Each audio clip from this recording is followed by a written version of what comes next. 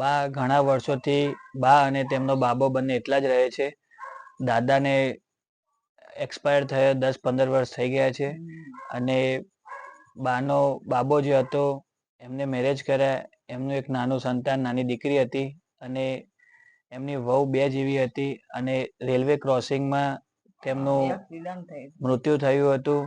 નાની બેબી અને એમની વહુ જે પોતે 2 જેવી હતા તે બધા રેલવેની નીચે આવ્યા હતા. આવી રીતે તેમનું મોત નીપજ્યું હતું અને ત્યાર પછી એમનો બાબો રિક્ષા ચલાવીને બાનું અને પોતાનું ગુજરાન ચલાવે છે અને તમે ઘરની પણ હાલત જોઈ શકો છો કે કેવી છે અને નાનું મોટું આવું કામ કરીને તે પોતાનું ગુજરાન ચલાવે છે. તો હર્ષિલભાઈની મદદથી અમને આ જાણ થઈ હતી આ પરિવારની. તો રતન સેવા ટ્રસ્ટથી જે કંઈ બી સેવા થતી હતી એ અમે આજ રોજ એમને પૂરી પાડી છે. જય માતાજી. બીજું